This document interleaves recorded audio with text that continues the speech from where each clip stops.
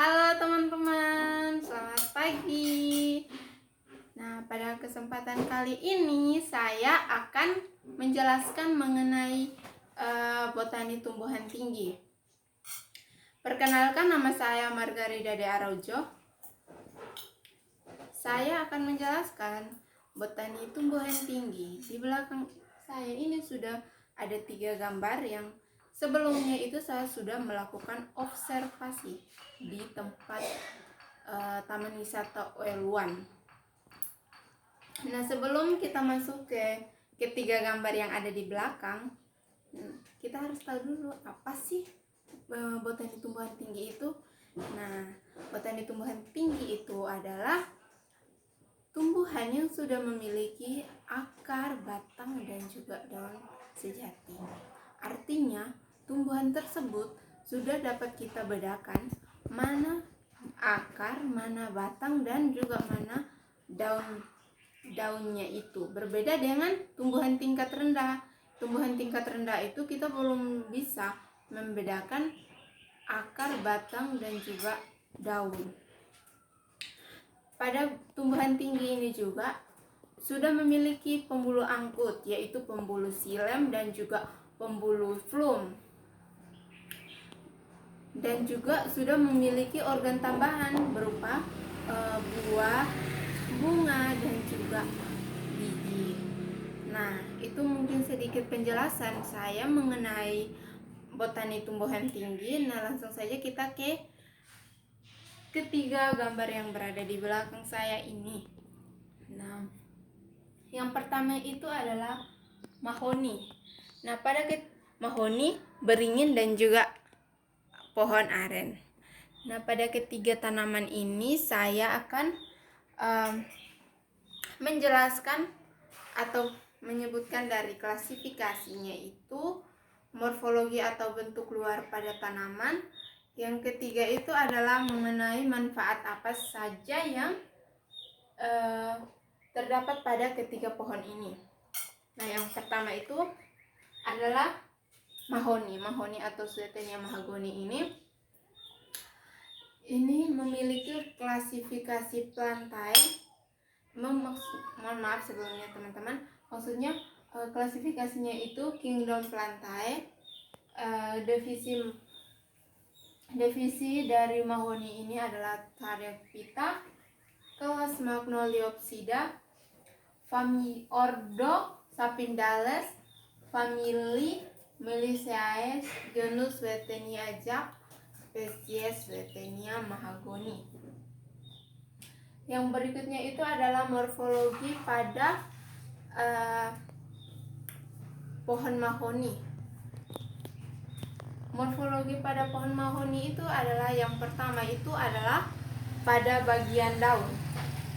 Pada bagian daunnya itu bentuk dari tulang daunnya itu adalah menyirip, dan juga pada pangkal daunnya itu runcing. Nah, teman-teman bisa lihat ini adalah pangkal daunnya itu meruncing keluar.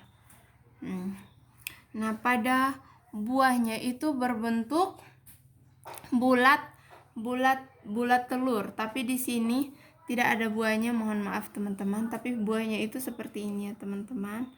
Saya coba menggambarkan.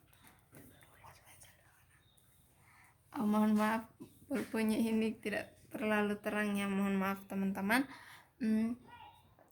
Tapi buahnya itu berbentuk, teman-teman bisa bayangkan ya, buah telur itu seperti apa. Nah, bulatnya itu bulat telur. Pada bagian luarnya itu keras. Pada buahnya itu bagian luarnya itu keras dan berbentuk kolom 5 sudut. Jika teman-teman membelah kulit dari buah mahoni itu tuh nanti akan terbelah dan terbagi menjadi 5 bagian. Nah, itu terdapat 5 kolom sudut. Nah, yang berikutnya itu adalah mengenai biji. Bijinya itu pipi dengan ujungnya itu agak tebal. Teman-teman kalau lihat biji mahoni itu pada bagian ujungnya itu pipi, tapi pada bagian ujungnya lagi itu tebal. Tebalnya itu yang berisi biji-biji bagian dalam yang warna putih itu berisi di dalam situ. Makanya di bagian tersebut itu agak tebal karena di dalamnya itu terdapat biji yang warna putih itu. Nah, yang berikutnya itu adalah bunga.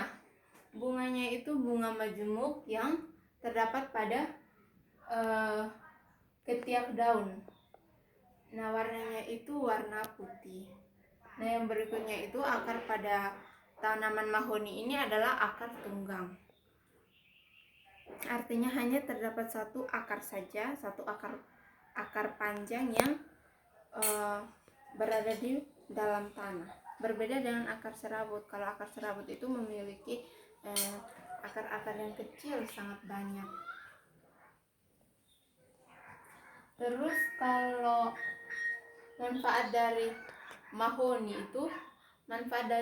itu yang pertama adalah biji. Bijinya itu dapat digunakan sebagai obat-obatan.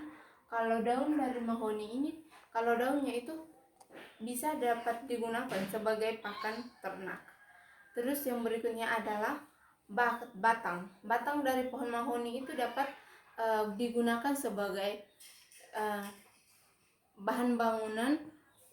Terus bahan untuk rumah tangga, yaitu dapat digunakan untuk membuat lemari, membuat meja seperti itu teman-teman. Terus yang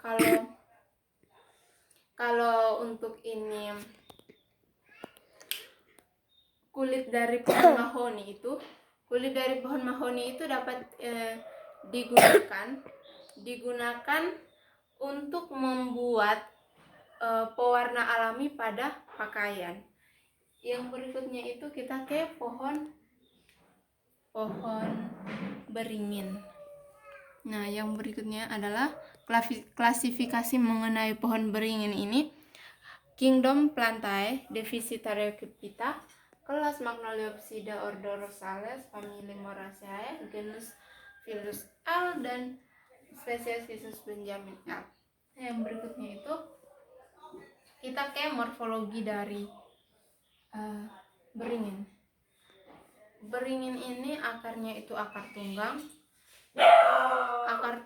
Daunnya itu berbentuk jorong. Pertulangan daunnya itu pertulangan daun menyirip. Yang berikutnya itu adalah bunga. Bunga itu bunga tunggal dan muncul di ketiak daun.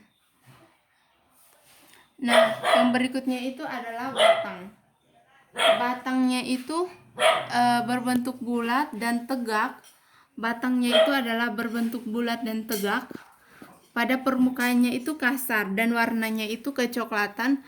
Teman-teman bisa lihat warnanya itu adalah kecoklatan. Pada bagian batang akan tumbuh akar gantung. Nah, ini yang panjang-panjang terurai ke bawah ini adalah akar gantung. Ini adalah akar gantung. Nah, fungsi dari akar gantung ini sendiri adalah sebagai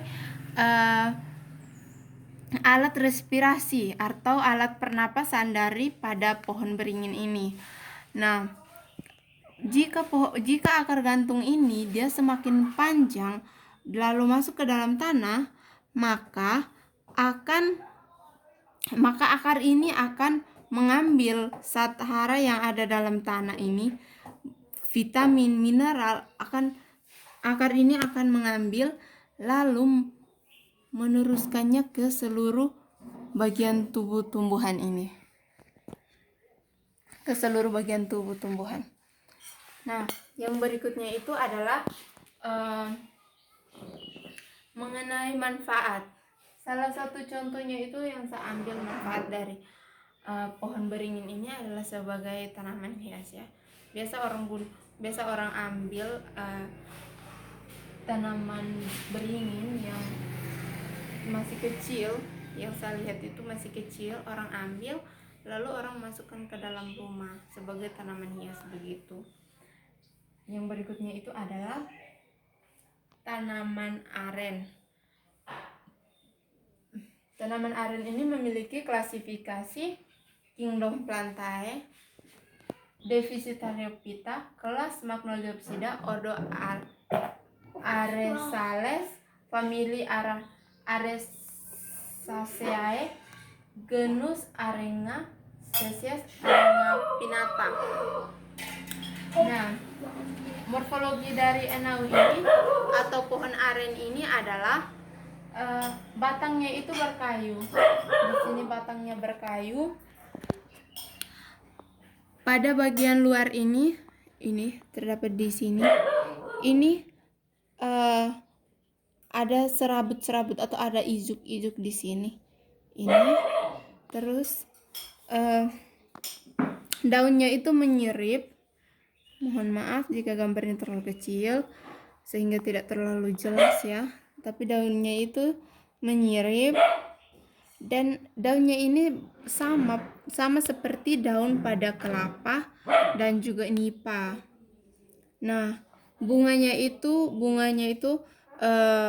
berbentuk seperti tongkol. Letak ini tumbuh pada bunga itu terdapat pada ketiak daun. Nah, yang berikutnya itu adalah buah. Buahnya itu tumbuh secara bergerombol pada satu tandan. Ini bisa lihat ini, tapi gambarnya tidak terlalu jelas ya, mohon maaf. Ini secara bergerombol tumbuhnya. Yang berikutnya itu adalah manfaat dari tanaman aren ini adalah tanaman aren ini sangat banyak sekali manfaat yang kita bisa gunakan atau kita bisa memanfaatkannya. Itu sangat banyak sekali, karena mulai dari daun, buah, batang, ijuk-ijuknya ya, sampai akarnya juga kita dapat memanfaatkannya.